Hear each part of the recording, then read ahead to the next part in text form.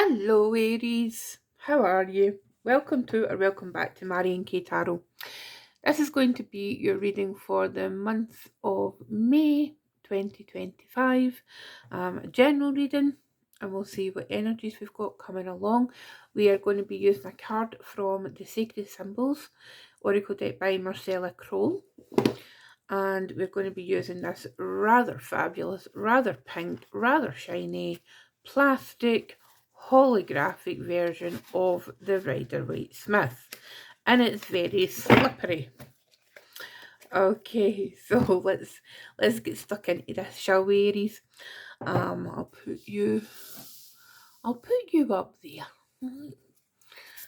So can an oracle card please for Aries for May 2025, please. So I hope you all had a good birthday, Aries.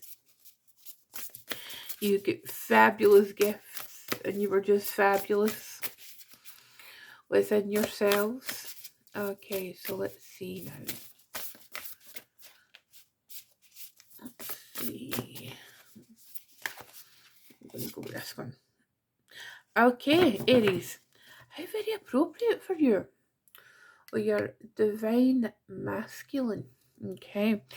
So for me, Aries, what is coming across with this? Now that looks very much like the Taurus glyph, okay? And we're in Taurus season just now for the majority of May, and it's your neighbouring sign. But what it also feels like to me is it feels like, a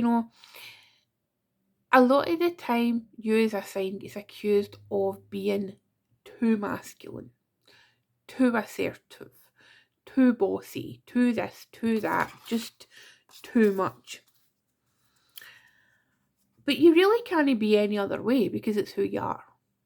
And if you're not being like that, if you're trying to diminish yourself for the sake of others, to make others comfortable, then I would maybe suggest that this card is saying, you know what, Aries, it's time to be you.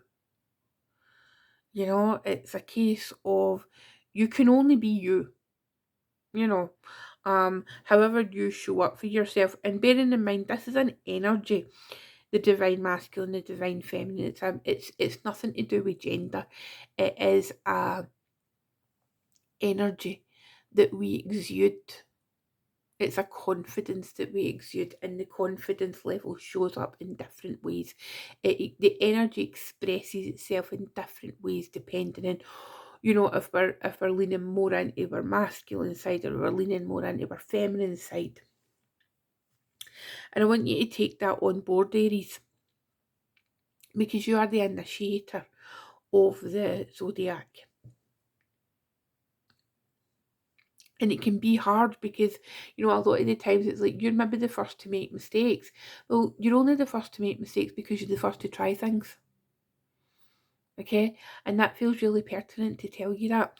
So I want you to take that on board and let's see if that shows up in the rest of the reading. Okay.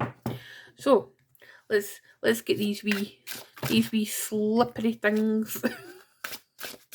I think it was a bit of a mistake, to be honest, Aries, using these cards, but well, here we are.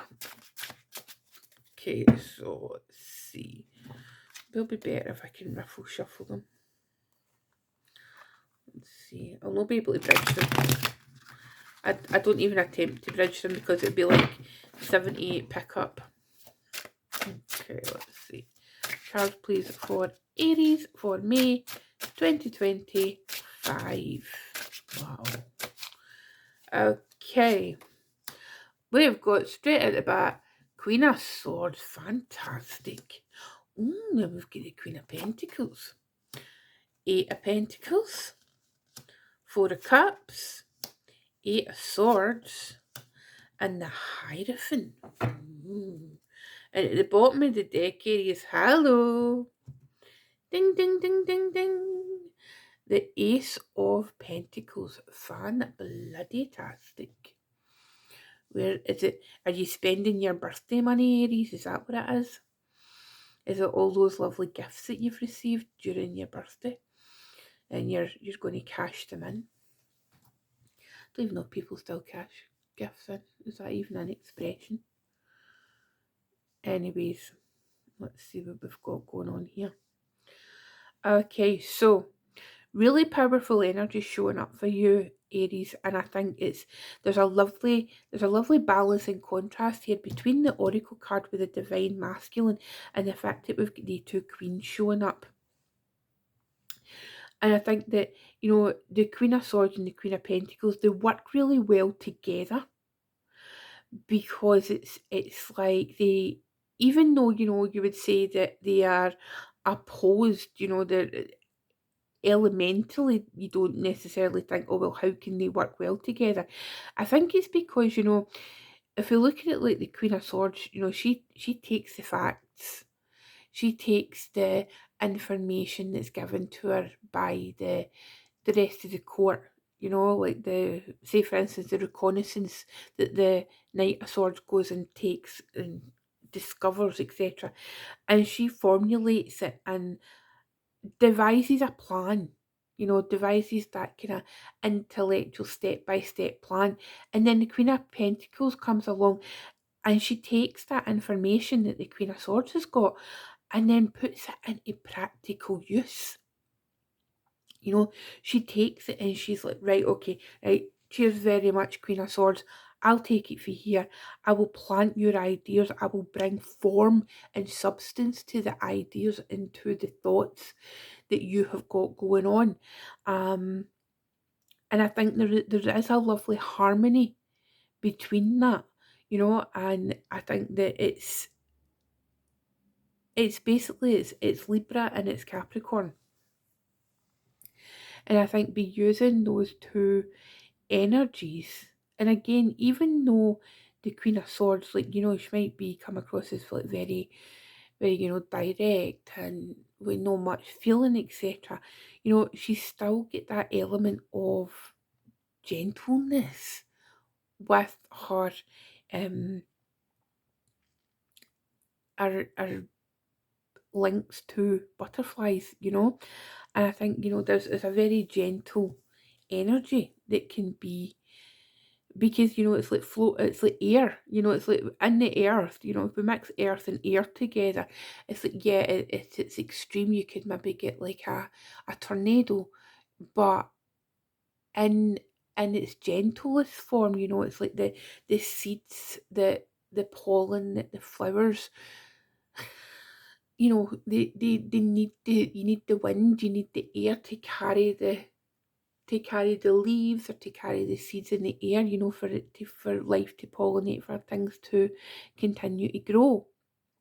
So that the Queen of Pentacles has got actual substance to, make a garden out of. So I think, that's where the two queens really exert themselves and really excel when working together. And I want you to bear that in mind, Aries, because I feel like that's something that you should really lean into over the month of May. And it's like here, you've got the Eight of Pentacles coming up here. Now the Eight of Pentacles is the Sun in Virgo. It's a lovely card, it's a lovely energy to go and work at. It's like, we can say, here's the story of the card, it's like been offered something here, and we've thought about what we've been offered, and then we've seen, right, how can we utilize that we've been given. Well, we've thought about it, we've found out how to do it, and then the Eight of Pentacles, we're actually doing it right now. How does this transpire, going through the rest of May and maybe even further afield, going along longer? Now, there might be some setbacks, because Aries, with the best will in the world, it takes time. Ideas, once you've planted them, it takes time to formulate, there's a gestation period that's required, and I know that you don't want to hear that, Aries, because you want everything to happen practically yesterday. But there is this need to understand that it's a growth process, that could be the frustration here in the Four of Cups, or it could be the fact that it's taking longer and there's other things here, there's other options that you have got,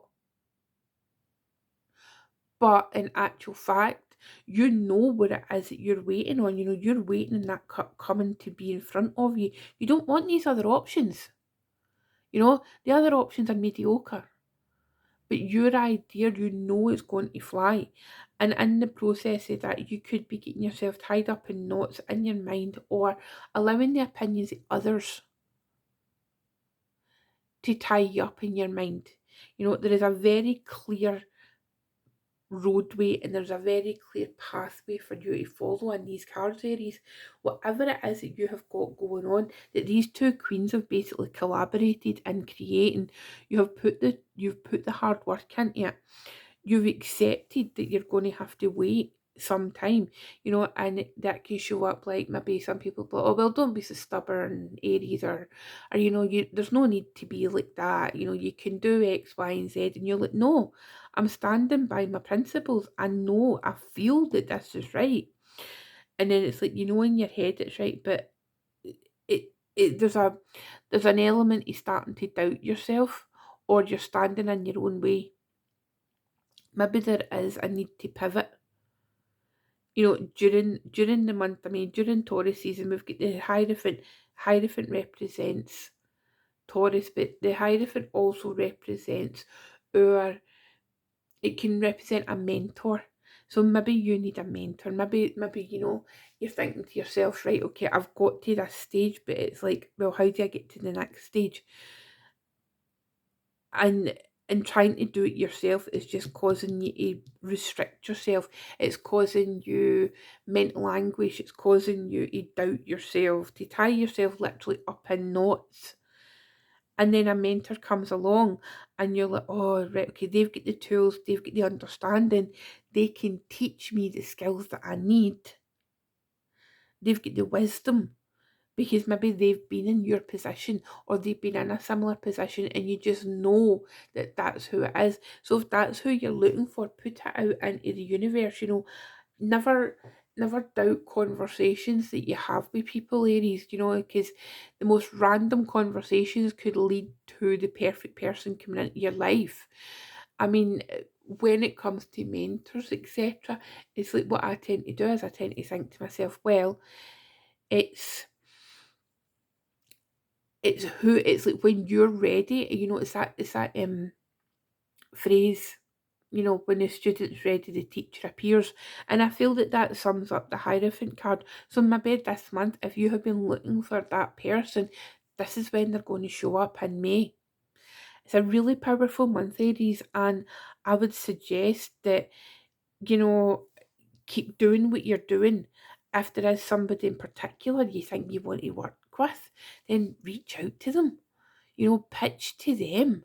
You don't necessarily need to wait and somebody finding you, because they might never find you. So if you don't ask, you don't get, Aries. It's as simple as that. And you're never really shy in coming forward. So that's my parting advice to you, Aries, this month. If you don't ask, you don't get. Okay, my darlings. Remember, if you want to book a personal reading with me, you can do so. The links are in the description box. If you want to subscribe, if you haven't already subscribed, I would love that. I'd love you to come and join our gang. And I will see you in the next one. Okay, take care, Aries. Bye.